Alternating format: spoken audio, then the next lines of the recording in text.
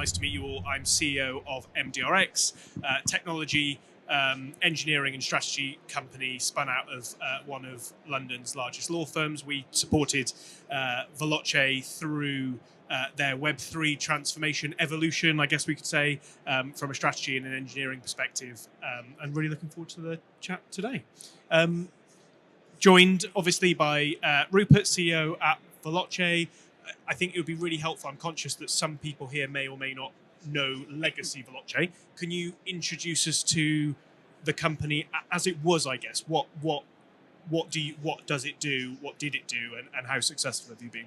Sure. Thank you, Tom. Hello, everyone. Thank you for being here. Pleasure to introduce Veloce to you, really. We're a sports media group. We're a little bit more than 6 years old now, and we're approaching and have just begun our Web3 evolution with together with MXC and Tom's team, and so far has been a really successful start. But it's a very important evolution for our business, and I'll get on to sort of why that is and why it's such a, honestly, a pretty critical move for us, and I think a really, really relevant one for both the Web 2 and the Web 3 world, really. To give some background and context on who and what Veloce is, as I said, a touch over 6 years old, and really with a multi-pillared business across all and everything that we do. And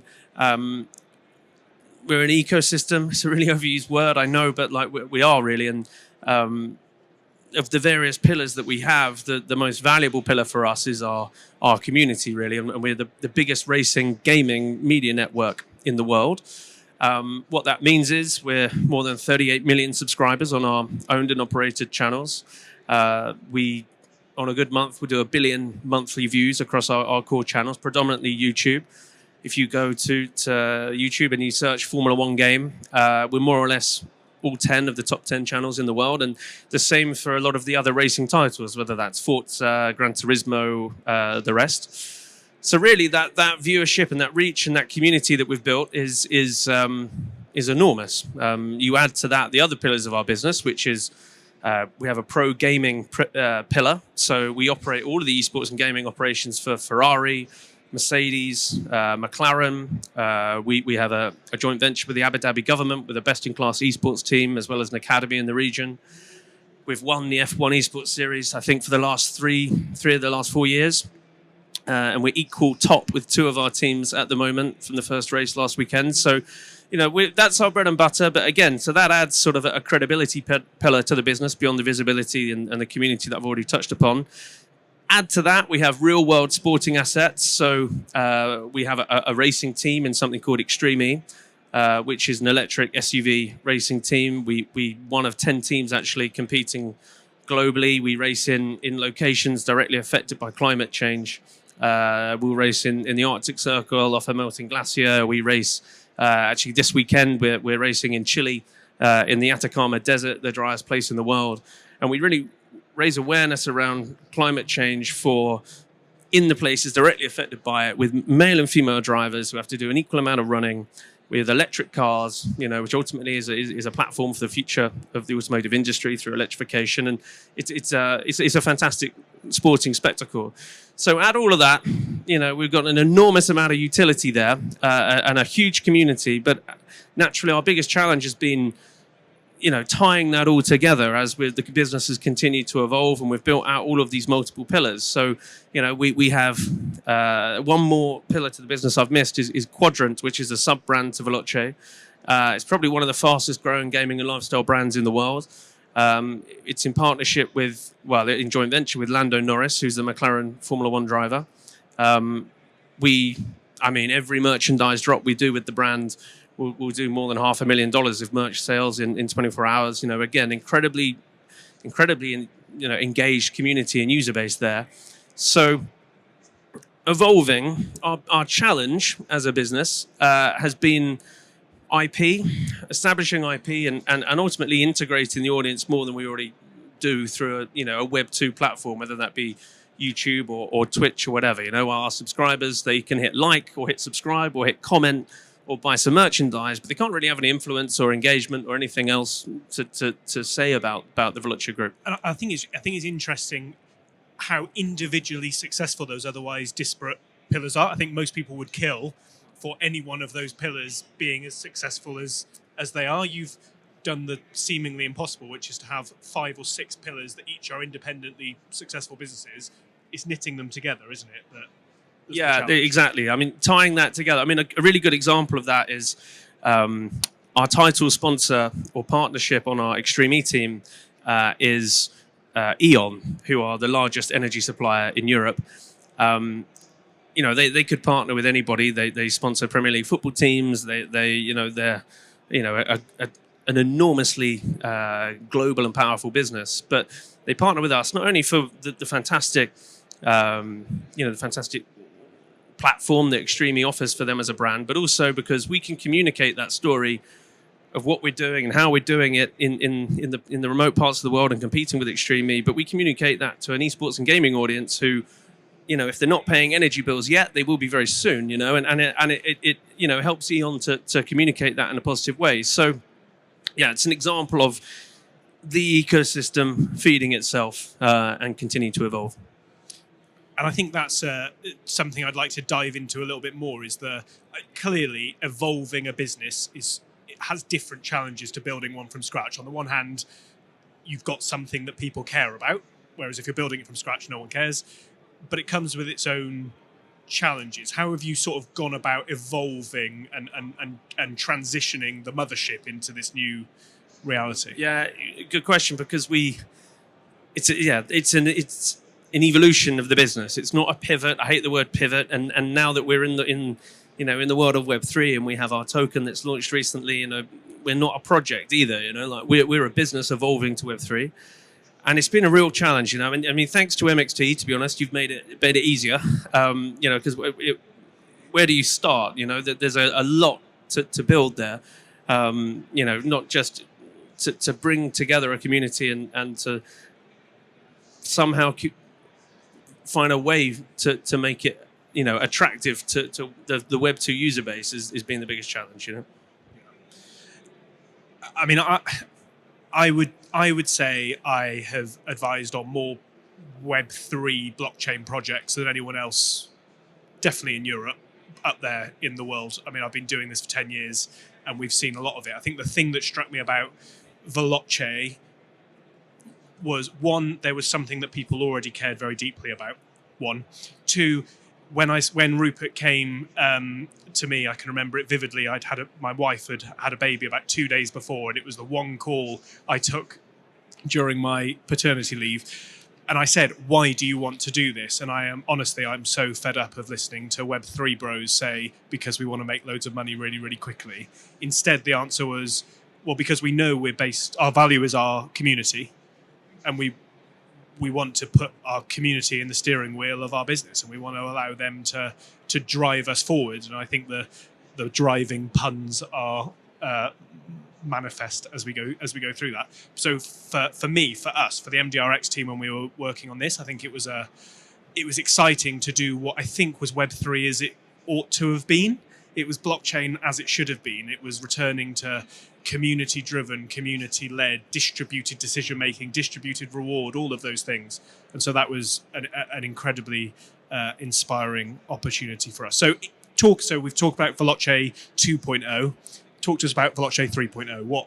What does it look like? What does it look like today? And then what's the plan for the next 12 months, 2 years, 5 years? Yeah, so, I mean, ultimately, back to that point, to effectively onboard our users from the world of Web 2 into the world of Web 3, it's got to be an attractive reason. It's got to be an enhanced experience in the world of Web 3 than they're getting in the world of Web 2. Otherwise, why are they going to come? So we've got to reward our users, integrate them, give them influence, give them control, and make it a much better experience than they're already having in the world of Web 2. So honestly, it starts with games that they really want to. Our community, we know that our community will want to play and engage with.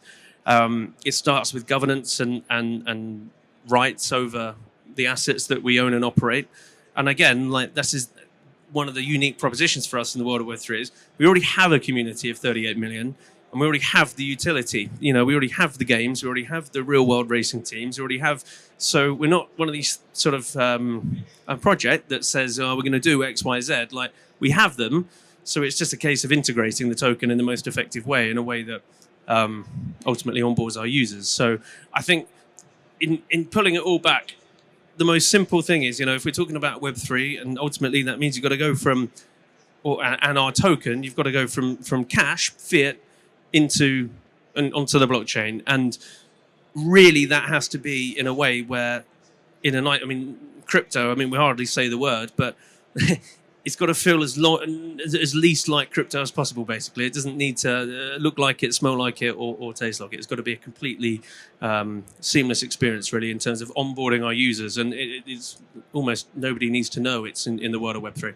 And I think that's a real, even we were reflecting before this talk, I can remember coming to this conference 5 years ago, and the whole of Olympia was blockchain. The whole event was a Web3 blockchain conference, and now we're on the smaller stage at the back, and the AI stages are popping off. I think the point here is it no longer matters about the technology. Shouldn't matter. That isn't why users do anything. What should matter is the experiences, the rewards, the benefits that they can get while engaging in the product. And I think trying to maintain that focus on benefit, on feature, on user reward, rather than what blockchain you're built on is the key. And those 1 billion, and I love, by the way, the growth that we've seen Veloce go on, even in the 12 months we've been working with you. Because when we were first talking, you would say, on a good month we hit 700 million YouTube views. We're saying 1 billion now because it's grown that quickly. Those billion users are used to using YouTube.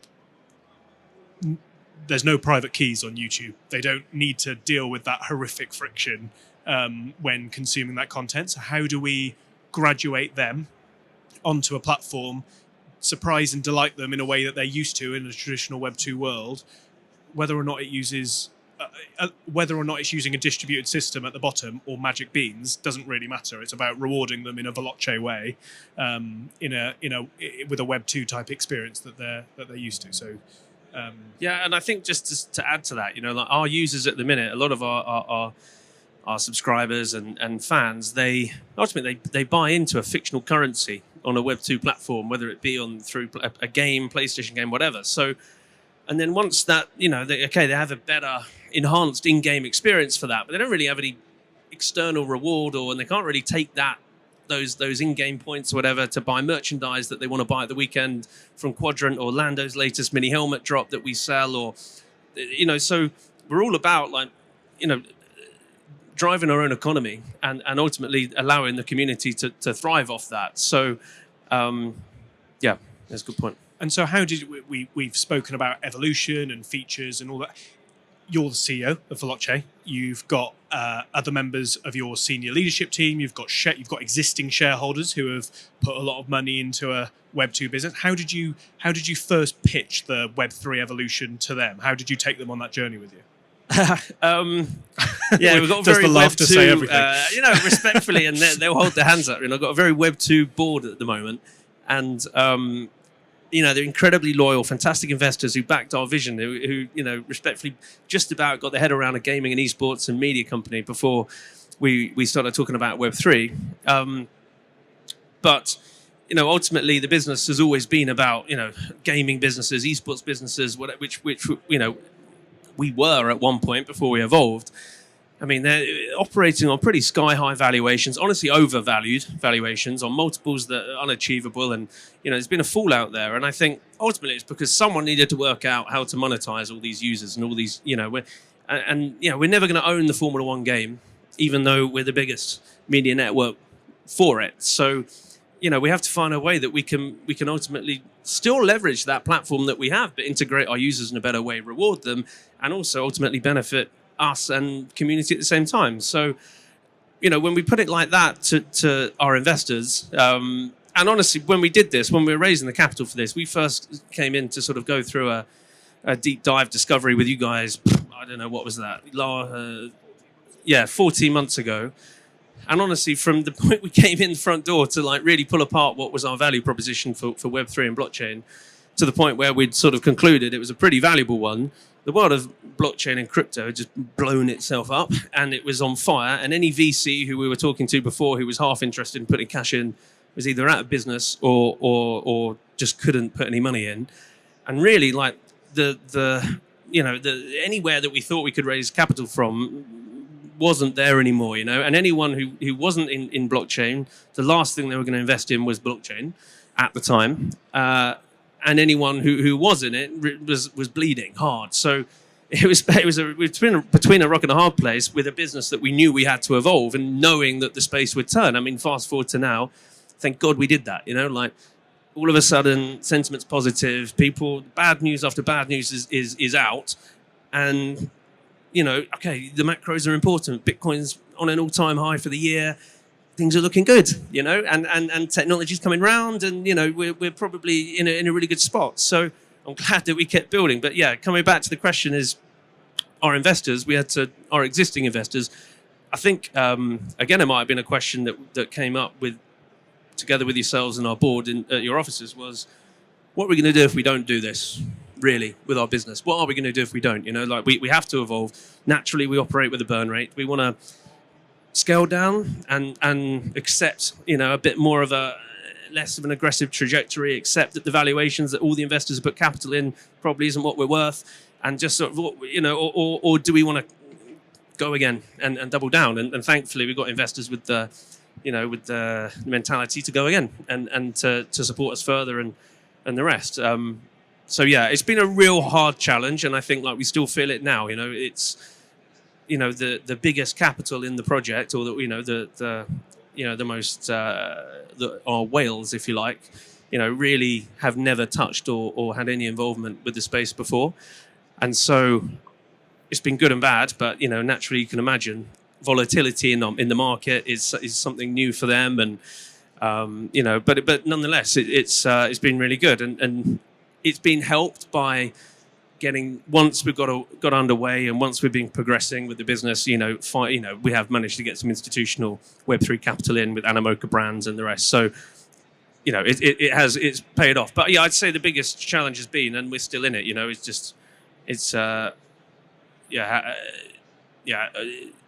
Now it's a case of we're sort of stuck with a Web2 business as well as a Web 2.5 business with Vext and Veloce's evolution there, and we probably need to, we are going through the sort of a restructure of the board and the people we have around us for that, because it's a really different, it's a big shift. And I think the dream scenario is where actually the Web 2 business can fuel and be pulling in the same direction as Web 3. I think it's very easy to put Web 2 and Web 3 as counterpoints to each other that are necessarily at odds. They don't have to be. I think the Web 2 business is the one with 1 billion monthly views. That's a hell of a platform to supercharge a Web 3 community and to drive adoption and users and enthusiasm and drive sentiment and all of these things. So I think I've admired, and I think I've said to you before, if I haven't, I'm saying it now, I've admired how you've managed to bring Web 2 investors, right, sort of traditional private equity investors on a journey that's turbulent and rocky in an industry that certainly when we were starting out was bleeding, and persuading them that yes, now is definitely not the time to buy Bitcoin, but it is the time to be building. You did a phenomenal job of that. I think you should be very, very proud of that. That said, I remember we did some primary research into those then 700 million viewers, and I think it was particularly we focused on the subscribers, didn't we? And 30% of them had crypto wallets, which meant 70% didn't. And Web3, as we all know, is possibly the most polarizing of all technology spaces. How do you manage that? How do you manage the 70% of your community who actually not only do they not own crypto, they don't like it? How are you navigating that? Yeah, I mean, when we've launched the project, we actually are a real focus on the Web3 native, to be honest. But we haven't, critically at the same time, and any of sort of our Veloce owned and operated channels, we've certainly on the gaming side of the business, we haven't even mentioned what we're doing yet with Vext and our Web3 evolution, because until the product is ready and ultimately we can onboard our users without them even knowing they're entering the world of Web3. We don't want to fire that silver bullet. So, we're obviously working really hard with you now to get phase 2 of the product ready, so that we can then effectively onboard our users, give them that enhanced experience. They log in with their Gmail account, Instagram, whatever. They're buying tokens with a credit or debit card, or Apple paying in within 5 minutes or 5 seconds. So it's you don't really know. It's just a better enhanced experience that ultimately allows our community to have ownership of their involvement with all and everything that they're already doing with us, and at the same time be rewarded. Again, I sound like a stuck record, but it's focus on benefit, not tech. It's not, do you want to join the Web3 community? It's, do you want to have a say in where we're racing next? Or it's just it's a different positioning, isn't it? And a different communication. So Veloce has obviously got this well-established, well-earned role as a disruptor in motorsports. I was having a conversation a few months ago with one of the drivers on the Formula One grid who said, my Formula One team, we literally copy Veloce. We do exactly what they do. If they make a YouTube video doing X, we do it. If we have the same social media advisors, we have the same marketing advisors, we have the same lawyers, we just copy what they do because they know what they're doing. What does the future of fandom look like? How do you see people participating and interacting with the organizations, the teams, the clubs, the whatever that they're passionate about? And I guess what do you see Veloce's role being on that journey? Yeah, I think we, as you know, our ultimate ambition is to become the first truly decentralized global sporting group. And what does that mean? We really want our community and fans to have as much influence and control over our assets as possible, really. And as much, I hope they don't vote me out right away. But we want to, the ambition is to really. I think it is the future of fandom. First of all, company structure and company ownership, I think, should be on blockchain. I don't know why it feels so old-fashioned. Just for a start, why have we got pieces of paper saying we own shares? Should be on blockchain. Should have a transactional value. Should be able to be traded so much quicker. And I think fandom should be the same. The people at the minute they're not rewarded for their engagement. And there's a lot of these. We are not a fan token, but there's a lot of fan token-esque type things out there, and they don't really give any influence or governance or control over the assets that they're based upon, whether they're football teams or whatever. And I think that's the difference with ours. And it's funny. Not only do they not give that influence and that control and that say, they bend over backwards to communicate the fact they don't, because they're terrified that if they did, they'd be a security and they would need to get registered to do all sorts of things. I think one of the encouraging things here is I think we know if the end goal, if that end dream is truly decentralized sporting group in which people have governance, voting, and I guess economic rights as well, that's a security at some point. And the tipping point differs jurisdiction to jurisdiction, but we can't run away from it. And I think that's what's been exciting about this one, is actually we're running towards it. We're saying, yeah, we want to get there. It would be amazing if this has enough governance and enough control and enough utility that actually, it constitutes a security token, and we'll cross that bridge when it comes to it. What an amazing place to be. I did some of the early product advice on MakerDAO, and I remember we had very similar conversations there, albeit that since that's pivoted to very much trying to avoid being a security token in most jurisdictions. I think the US might have something to say about that now.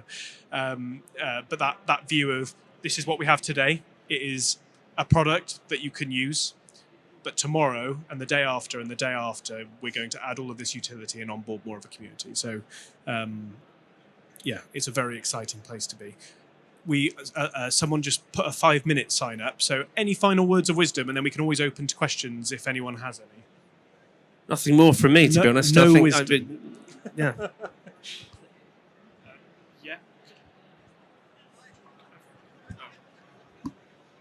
Usually loud enough. Hi, can you hear me? Hey, so I have 2 questions. So do you have time for 2 questions? So the first one is, are Veloce actually a token? Sorry, can you hear me? Yes. Okay, so are Veloce actually a crypto token at the moment? Yes, we are. The token is called Vexed. VEX token. VEXT. VEXT, yeah. And we're listed on, I think, 12 exchanges now. Is Binance one of them? No, I wish. It's on the way. So which ones are you on? Our leading exchange is Bybit. Bybit. Yeah, Bybit, Gate, Mexi. Obviously, we're on Dexes. We're deployed on, we're built on Polygon, but also deployed on Ethereum. Okay. What is your market cap then? It's been a good day today. I think we're about 20% up. So I think now more or less $160 million fully diluted. Okay. Then secondly, are you aware of the Alpine F1 fan token? Yes. Compared to that, where are you? About, and I have to be biased, not but in terms of market cap. No, in terms of utility, I mean, utility and your ethos. I think we couldn't be further apart if we tried. You know, like when I mentioned fan tokens, respectfully to what they have, you know, like you're voting on, I don't know, like nothing that. There's so many fan tokens that are giving governance and rights over things that, to be honest, things the community don't really care about in a nice way. And I think the difference is we're giving governance and rights over things that people really do, and ultimately we let them decide. We let the community decide what people can vote on. Actually, this weekend in Chile, we've just unveiled it. We have a livery that was actually chosen by our token holders. I mean, that's something that we've just put into action live within 2 months of launch. But we'll be much more integrated. One more build on that is, I think that the commercial model is very different. So Alpine and many other sports organizations are basically selling rights to be a blockchain partner to the highest bidder. Certainly, you look at most of the Premier League football team, they've been offered a load of money to be the exclusive blockchain partner, whatever the hell that means. And they launch a token in their name. I think the difference here is Veloce's building. This is the Veloce business is pivoting to Web3. They've not sold the rights to promote Veloce to a Web3 company. I think that's a very fundamental difference. Can I ask one last question, please? Therefore, taking that into consideration, what is your next 12 to 24-month plan? Thank you. Well, first off, we've got a custodial wallet. So, as I mentioned at the moment, for me, the barrier to entry is, you've got to convert between different tokens. You've got to get a MetaMask. You've got to connect it. You've got to do bits. I mean, too many loops and hoops and barriers and clicking buttons. Until our users can come in, click buy Vexed, Apple Pay, done, and play their game, buy their merch, and on board, it's not going to work. So our focus is on onboarding our users, and that's coming at the end of this year. And at the same time, as the launch of one of our games called Predict, which we own entirely, which is like a sports predict game, which is really fun, really engaging, where people commit Vexed as well as are rewarded based upon the outcome of their predictions. So that is in the short term. Into next year, obviously more utility, more governance, more rights over our assets, which are already in existence. Ultimately, we want our community and fans to be able to choose which drivers race for us in the real world and which teams. If we have a team in Extreme E, why not Formula E? And further down the road, why not Formula One? Why not MotoGP? Why not diversify with more real-world sports assets where the token has governance and rights over? And at the same time, we've got 3 more games coming next year.